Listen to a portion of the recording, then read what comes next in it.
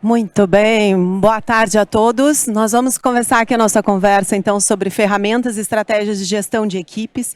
E quando a gente fala do desafio de formar equipes produtivas e engajadas, a gente precisa falar de alta performance. A alta performance, ela pressupõe uma liderança em alta definição. E liderança em alta definição pressupõe potência, foco, energia, dedicação, porque ninguém tem um time extraordinário que produz grandes resultados se não tiver muita dedicação, muita energia e muita intenção naquilo que faz. Então, a gestão e a liderança, ela pressupõe isso, a programação, o objetivo, o alinhamento entre ambição e potência.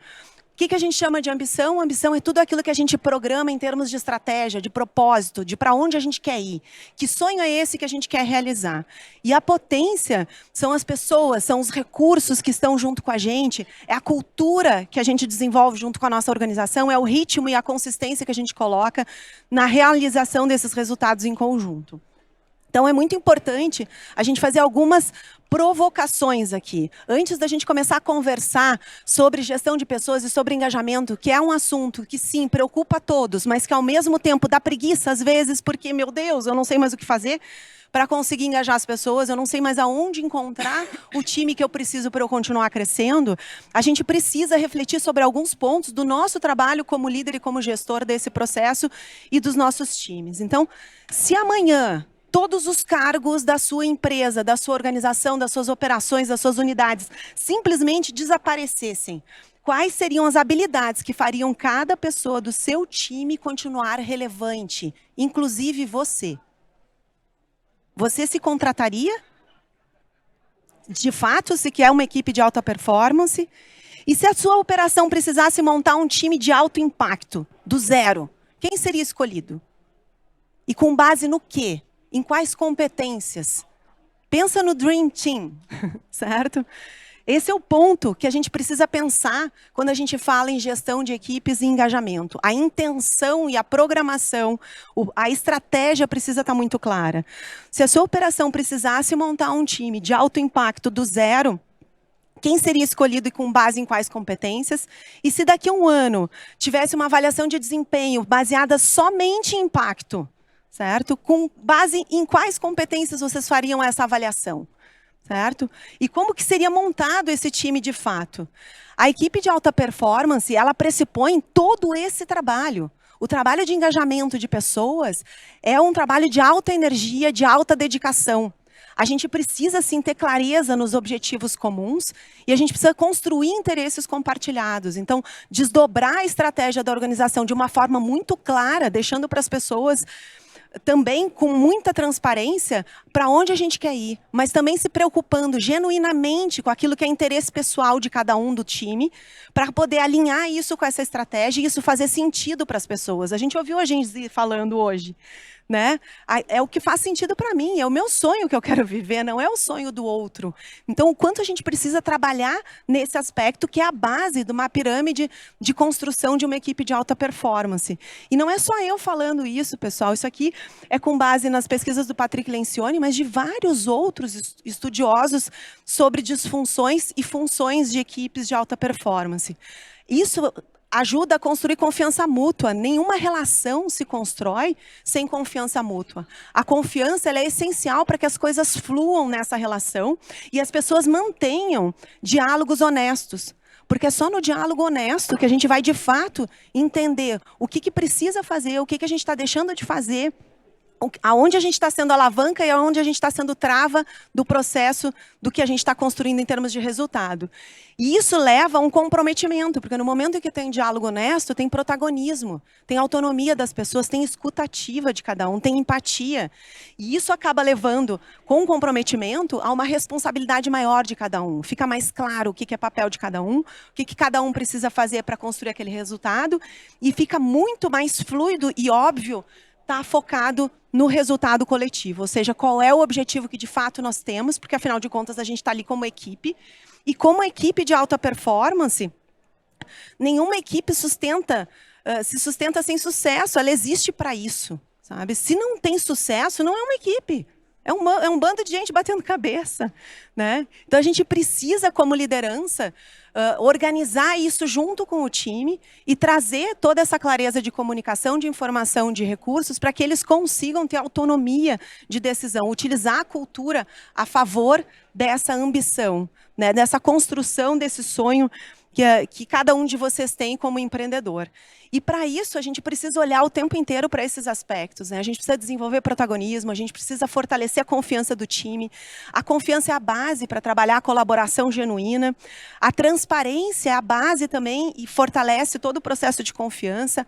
Autoconhecimento é essencial para o líder, em primeiro lugar, porque o time acaba refletindo esse líder, mas também para toda a organização, para todos os membros da equipe, até porque o autoconhecimento faz com que tu consiga ter clareza da tua essência. E a essência individual do líder tem que estar muito clara, que é para emanar luz, para as pessoas se inspirarem, quererem estar perto desse líder, como se fosse uma fogueira, assim, que a gente fica hipnotizado, certo? Isso é muito importante.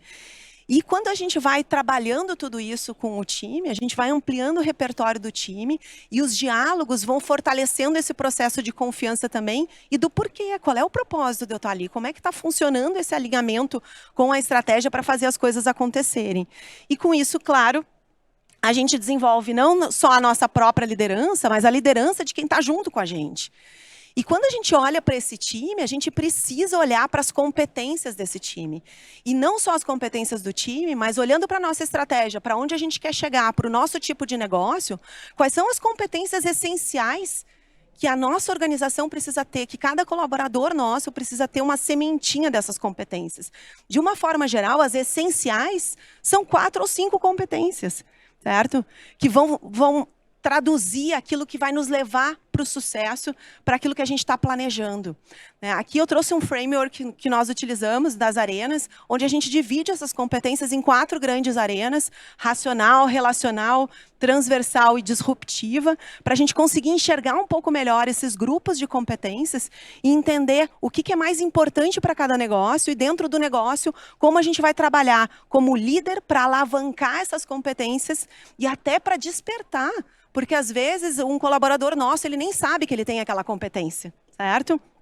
E mais importante do que saber se tem, é o que ele entrega com isso. O que ele faz com isso. Porque, afinal de contas, é isso que gera uma equipe de alta performance. E essa é uma jornada, pessoal, muito genuína e que inclui coragem e sensibilidade da liderança e de cada um de vocês para fazer isso acontecer.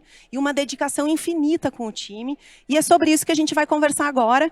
Eu, Israel e Tatiana, certo? Uma conversa que eu espero que para cada um de vocês seja bastante inspiradora e que traga aí 2 ou 3 insights que já vamos colocar em prática amanhã, de preferência, né, Israel e Tati? Então, eu gostaria de, em primeiro lugar, já ir partindo para uma pergunta aqui para o Israel. Israel, o que fazer para reter os bons talentos e os manter engajados em alto nível? Porque eu sei que tu é bom nisso. Fabi, eu entendi bem cedo, antes mesmo de mergulhar nesse mundo do franchise, que só o salário financeiro, só as bonificações financeiras não seriam suficientes para manter o meu time engajado, com garra, com vontade de fazer acontecer. E eu entendi que eu precisava treinar os meus líderes passarem a minha essência para os meus liderados. Afinal, hoje nós temos operações em 3 estados diferentes, em 7 cidades diferentes, em 3 nichos totalmente diferente. Eu não consigo estar em todos os lugares ao mesmo tempo. Então, o que eu desenvolvi com os meus líderes para eles transmitir para os liderados? Primeiro, quando ele entra na nossa empresa, aquele colaborador ele tem que ter certeza que ele está num local honesto, que ali ele pode crescer. Se ele se destacar, se ele fizer de verdade com o coração, ele pode crescer naquele local. 2, eu trago um senso de pertencimento. Sempre quando eu vou nas minhas operações, eu procuro lanchar com meus companheiros, com os colegas. A gente senta de igual para igual na mesa. Eu promovo viagens dentro do meu time. A gente está sempre reunido, come junto. Para quê? Para gerar um senso de pertencimento. Ele é como eu. Ele está junto comigo. Ele se importa comigo. E o terceiro, eu acredito que é extremamente importante os nossos colaboradores estarem no local, que eles sintam que eles podem aprender algo ali. Eu contei para a Fabi que tem uma esposa de um colaborador que falou assim para mim: olha, se o fulano de tal sair da sua empresa, eu separo com ele. Porque depois que ele foi para sua empresa, ele é menos ignorante em casa, ele é o melhor pai, ele é o melhor marido, ele melhorou em tudo.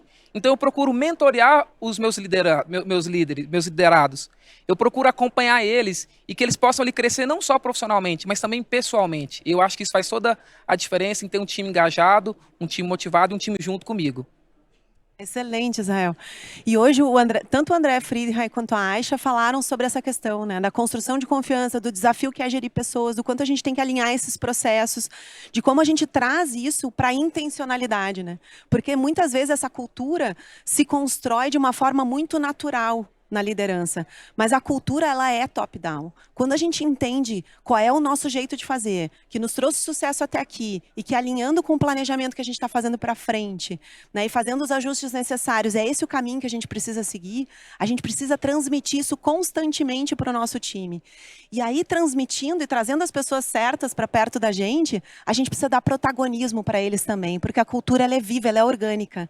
Ela nasce de cima para baixo, mas ela se mantém com o time todo, circulando o tempo inteiro, né? E é sobre cultura que a Tati vai conversar com a gente também agora, né? Que a consciência da cultura, ela sempre teve presente, né? Ou teve um momento que tu percebeu, assim, o quanto que a cultura é um pilar, assim, importante para ti, porque a gente conversou bastante sobre isso, né, Tati? A cultura, ela está presente mesmo quando a gente não tem consciência da cultura. Então, ela pode ser uma cultura positiva ou pode ser uma cultura negativa dentro do teu negócio, dentro das suas empresas. O mais importante que eu vejo é você se conscientizar. Então, a gente ouviu aqui desde cedo falando sobre o autoconhecimento e o quanto que eu sou espelho, o quanto que a minha liderança ela transmite isso para a minha equipe. Quando eu, de fato, me enxergo, né, quando eu olho no espelho, eu estou vendo o reflexo da minha equipe. E a cultura é isso, é a minha essência, é o que está dentro da empresa, é o que faz a minha empresa diariamente alcançar o resultado. Então, diariamente, o que eu, pelo menos é o que eu pratico dentro das minhas unidades, é o exemplo de o quanto eu estou disposta e o quanto eu me dedico a chegar até o resultado.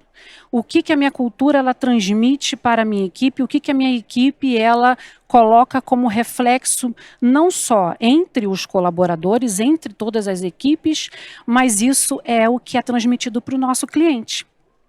Porque a cultura, ela está presente entre a gente, entre as lideranças e entre todas as equipes, mas é lá no resultado, é lá no final, é lá na compra que o teu cliente faz, é na fidelização do seu cliente que ela, de fato, ela se manifesta. A cultura ela não é só algo em que tem que ficar bonito. Eu vou estudar agora sobre cultura e tem inúmeros livros e inúmeros players de mercado que falam sobre cultura. Mas o que é a minha cultura no meu dia a dia? Quem sou eu dentro da minha unidade, dentro da minha empresa? O que eu represento não só para os meus colaboradores, para o meu negócio, para os meus clientes e para os futuros clientes? Para mim, esse é o reflexo, a cultura ela é isso. Muito bom, Tati. E essa cultura, ela precisa ser fortalecida no diálogo, na troca com o time, né? Nos exemplos que a gente dá. E nesse momento em que a gente está dizendo como é que é o nosso jeito de fazer as coisas aqui, que ritmo a gente utiliza, qual é o nosso propósito, qual é a nossa proposta de valor, como é que a gente quer chegar nesses objetivos, e a gente define essas competências essenciais, a gente precisa entender também como a gente está dando feedback e está reconhecendo isso. Porque às vezes também a gente acaba sendo um pouco trava para o nosso time, porque a gente fala uma coisa na estratégia, reconhece outra coisa financeiramente nos indicadores e nas metas e exige outros tipos de competências que não estão correlacionadas ou a gente não faz essa correlação e isso muitas vezes não é tão óbvio assim para o time quanto a gente imagina que deveria ser, certo? A gente precisa trabalhar isso no dia a dia e trazer essa essência. Quem é a alavanca de transformação organizacional é a liderança. É a liderança que coloca a sua essência individual, o seu esforço de autoconhecimento, a sua energia, né, junto com um exemplo de excelência operacional e profissional no dia a dia. Certo? Porque se o líder não for exemplo do processo, né, do nível de qualidade, de entrega que ele quer e de impacto que ele quer ver lá no cliente no final, como que ele vai trazer exemplos disso? Como que ele vai demandar isso do time, né? Então, são pontos que parecem muito simples, só que precisam ser feitos, como a Aisha falou, para construir resultado de sucesso lá no final, com consistência. E aí não pode ser por soluço, não pode ser porque hoje eu acordei e tive vontade de fazer, né? As coisas precisam acontecer de fato e fazer parte da rotina, né? Então, eu queria que vocês me falassem um pouquinho sobre que práticas têm sustentado esse engajamento dos times de vocês no dia a dia. Eu gostaria que o Israel falasse primeiro e depois a Tati, por favor. Eu acredito que cultura é ou você tem, ou você tem. E o pior é quando você não sabe que tem, porque está totalmente descontrolado. E boa parte da minha gestão, ao longo desses últimos anos, fluiu de forma muito natural, transmitido pela minha essência, mas só isso eu percebi que não era suficiente, que eu precisava desenvolver práticas intencionais para que meu time realmente entendesse qual é a cultura. O que realmente é inaceitável aqui na empresa, o que a gente preza, o que a gente valoriza. E eu demorei muito a entender isso, Tati. Eu demorei muito a entender, Fabi, o que eu queria transmitir como cultura da minha empresa. E eu percebi que eu precisava pegar a minha essência, quem eu sou, a minha simplicidade, e colocar na minha cultura. Não precisava fazer um projeto mega complexo, mas eu precisava pegar a verdade no meu coração e transmitir isso para os meus colaboradores. Se colocar na posição do nosso cliente, não só se colocando na posição dele, mas enxergando como ele nos enxerga, viver o nosso cliente de verdade, ter compaixão. Às vezes a gente abre mão de questões financeiras em prol da nossa cultura. Vou dar um exemplo muito simples que marcou o início da minha jornada na Milk Moo. Um senhor comprou 8 milkshakes para os seus netinhos. E eu queria, quando ele comprou aquele tanto de milkshake, eu queria levar o milkshake até o carro, ajudar ele. Eu estava no balcão, na frente da loja. Ele, não, eu consigo levar. Ele pegou aquele tanto de milkshake, deu 4 passos e sozinho derrubou tudo na loja. E eu rapidamente limpei aquilo, organizei. Ele ficou muito envergonhado, a loja estava lotada. Eu acalmei ele, tranquilo. Mandei fazer de forma bem discreta e entreguei para ele. Ali, meus colaboradores viram o nosso jeito de fazer as coisas, que é um jeito diferente, que não é só preocupado com isso. E a minha cultura estava ali demonstrada em atos, na prática. Acho que isso faz toda a diferença. Tati, e como é lá no Supera? Bom, eu acredito muito que o alto desempenho, né, aquilo que eu falei anteriormente, que é o reflexo da cultura, como ele é transmitido para os nossos, no caso do Supera, né, são alunos, como é transmitido isso para eles, né? Então, da onde é que eu vejo que o meu colaborador, isso que você falou, Israel, é importantíssimo, né? Então, eu sempre me coloco dentro das minhas operações como forma de fato de exemplo para o que é o dia a dia. Então, acontecem coisas no dia a dia, ainda mais quando a gente lida com o público, né? Foi o que você falou, deixou cair. Às vezes, meu público ele é 80% de pessoas idosas, então eu tenho mais de 1.000 alunos, e desses mais de 1.000 alunos, 80% são pessoas com mais de 60 anos dentro das minhas unidades. Então, é um jeito diferente de lidar especificamente com esse público. Então, é uma demanda de que eles têm dores e têm comportamentos que são muito específicos para isso, né? Para a gente lidar com eles no dia a dia. E o exemplo, a forma como eu me comporto frente a esses clientes, a forma como eu acolho, a forma como eu olho para eles, como eu conduzo, às vezes um problema, alguns chegam tristes por alguma coisa que está acontecendo, outros chegam muito animados porque um bisneto nasceu. Então, nós temos toda uma forma de tratá-los, e isso aí é o resultado do que é feito diariamente. Então, as minhas equipes, elas pensam constantemente no que oferecer para os nossos clientes. E, assim, funcionário, né, colaborador, não fica comigo porque olha para mim e fala: ai, Tati, eu gosto de você. Não é por isso.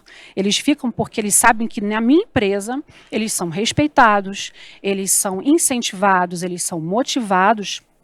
Eu coloco para fazer cursos, não só dentro da própria rede Supera, que a gente tem a Universidade Supera, mas eu coloco para fazer cursos extras, porque é uma forma de eu reconhecê-los, né, e de mostrar que eu estou investindo muito neles.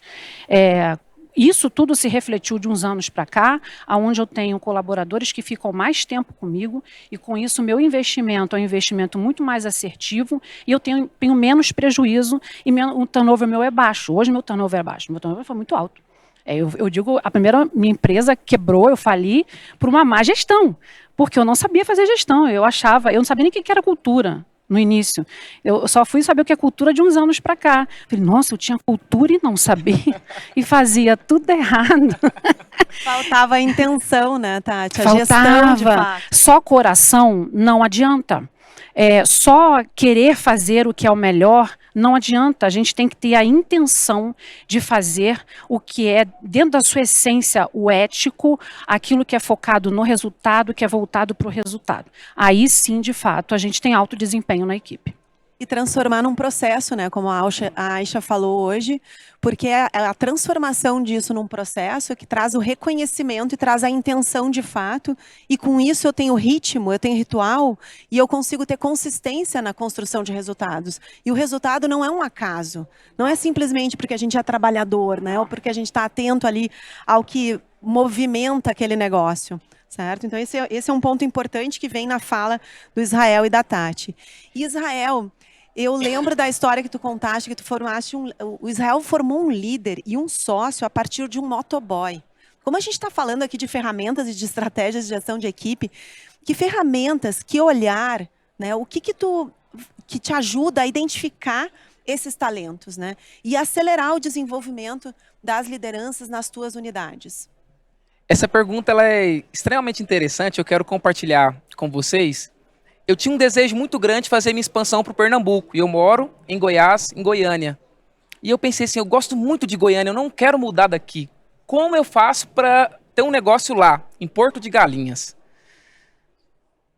E eu volto 5 anos desse momento, e eu me lembro de ver um rapaz na igreja muito motivado, ele abria igreja, fechava igreja, um rapaz muito comprometido. E eu me lembro que nos futebol que a gente tinha toda segunda-feira, ele era um grande líder dentro de campo. Ele sabia dar feedback, sabia cobrar, era um grande capitão, mas uma pessoa extremamente simples, trabalhava como repositor desses grandes atacadões. E 5 anos depois, eu me encontro nesse momento da minha vida, querendo expandir meu negócio.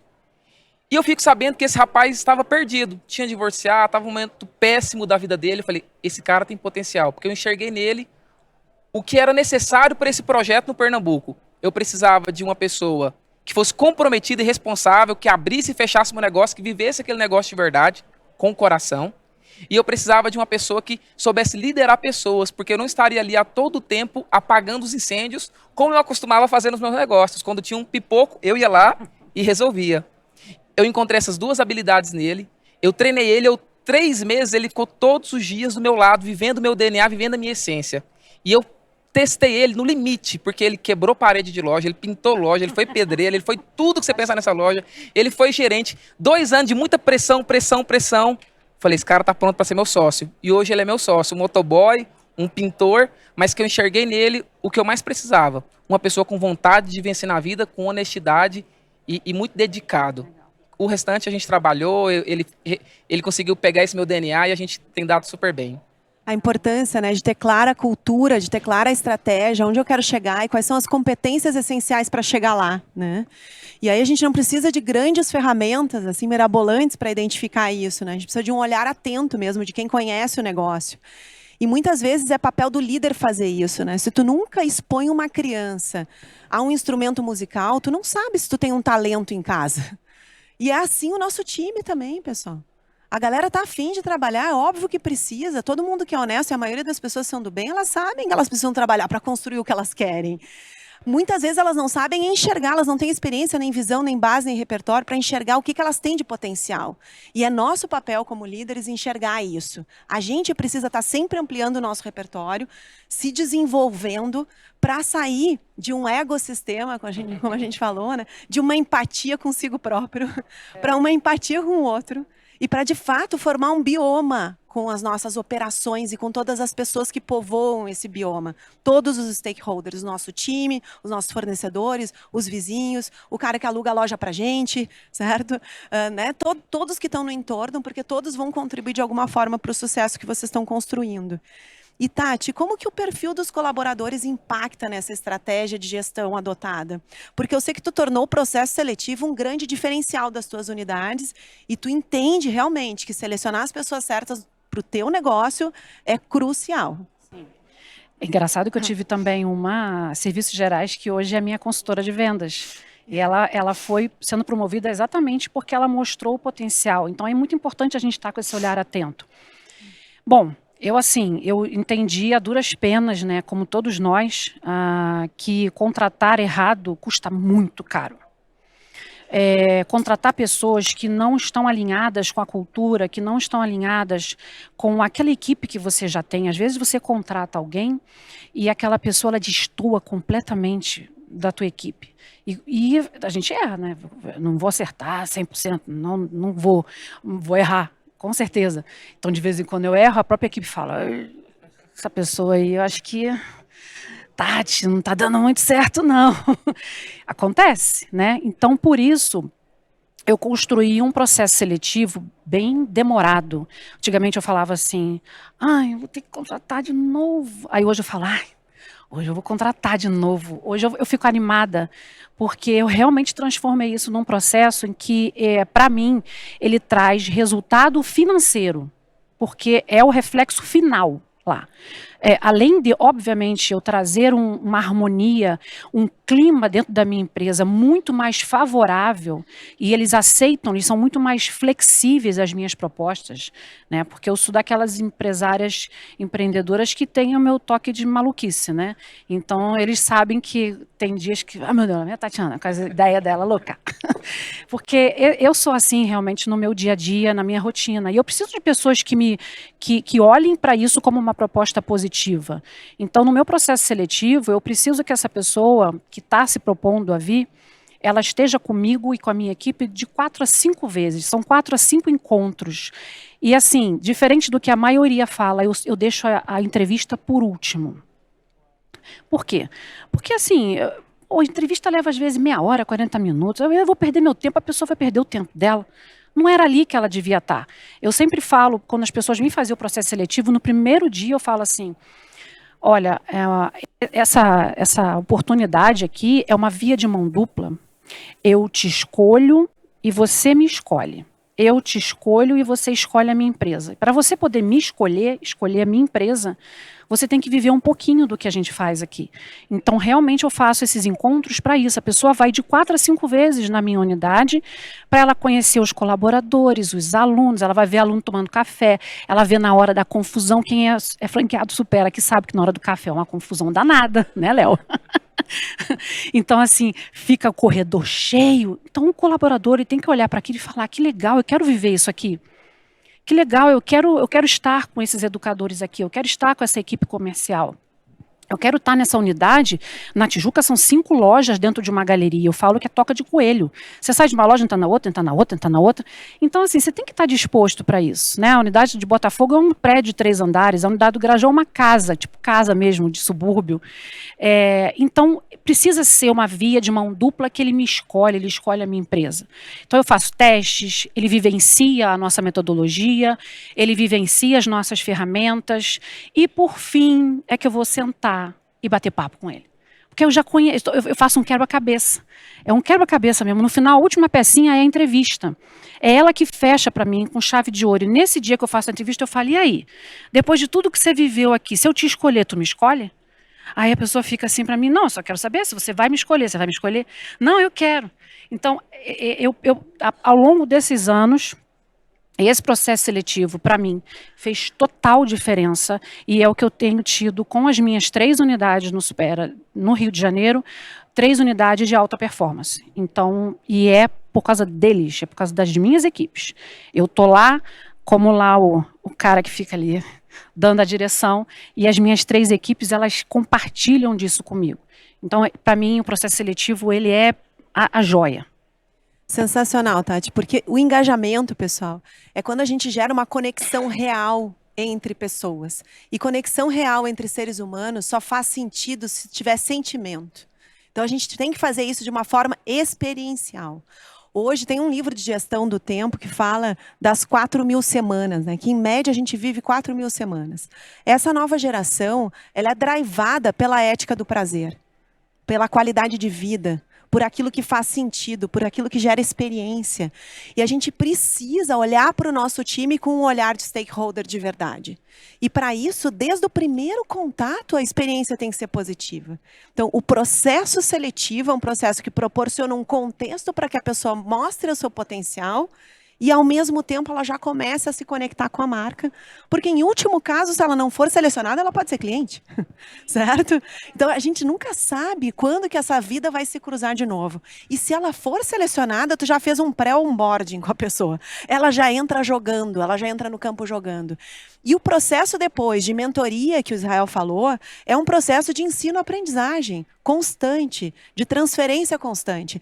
E o processo de ensino-aprendizagem também começa no sentimento, não começa no cognitivo. Certo? Primeiro eu sinto, depois eu entendo, e aí eu vou aderir àquilo ali ou não. Certo? Como um adulto que posso fazer as minhas escolhas. Então, esse é o processo. É por isso que dá trabalho engajar pessoas e não tem fórmula mágica. É consistência. É adequação à sua cultura, é clareza na comunicação, é transparência nesse processo, do início ao fim do processo. E fazer o trabalhar ali naquele time, fazer sentido na vida da pessoa, ela se sentir melhor do que ela era antes de entrar naquele momento, como a esposa lá do colaborador do Israel falou, pelo amor de Deus, não me sai dessa empresa, porque tu é um cara muito melhor depois que tu entrou ali. Né? Então, fazer esse tipo de diferença é que faz com que as pessoas, de fato, se engajem. E aí, claro, juntos potencializem o sonho que vocês querem alcançar. Então, é muito importante, eu vou pular, que a gente tem ainda 7 minutos, mas eu vou pular para a nossa última pergunta, e se der tempo a gente volta para outra. Porque eu acho que é importante, é que está todo mundo esperando, a maioria são franqueados também, e eles querem saber de vocês. Assim. Então, para engajar pessoas, para ter uma equipe altamente produtiva, qual é o conselho de vocês? Qual é a coisa assim, que vocês mais mantêm o foco no dia a dia? Tati, tu pode começar? Bom, eu vou ser repetitiva, mas para mim isso foi um dos grandes aprendizados e fichas que caíram para mim assim com muita força e que de fato é a cultura da minha empresa. Eu não via isso com importância, então o conselho que eu poderia dar, né, é que vocês hoje se olhem no espelho e digam: quem você está vendo no espelho, de fato, é aquilo que vocês promovem dentro da sua empresa? Aquilo que vocês falam realmente é o que vocês fazem? Porque os nossos colaboradores, né, e eu não falo só por questões de equipe não, tá? É família, amigos, um sorriso de canto de boca, uma piscadinha que você dá, né? Já teve funcionário meu que falou que eu estava suspirando, então eu estava preocupada. Então, pra vocês terem uma ideia do quanto eles prestam atenção, porque a gente presta atenção, eu presto atenção se ele está piscando muito, isso tudo diz muito para mim. Então, assim, o que eu diria para vocês como conselho é: a cultura de vocês hoje realmente ela está sendo transmitida de forma realista? O que vocês falam é realmente o que vocês fazem? Porque o que fica de mensagem não é o que a gente fala, é o que a gente faz. Então olhem para isso, porque a cultura ela pode realmente destruir um negócio se ela for para o caminho errado. Se a gente deixar ao Léo, né, deixar ser conduzida, é a gente que tem que conduzir. Muito bom. Obrigada, Tati. A intenção é muito importante. Intenção, né? isso. Olha, eu quero trazer um conselho a vocês.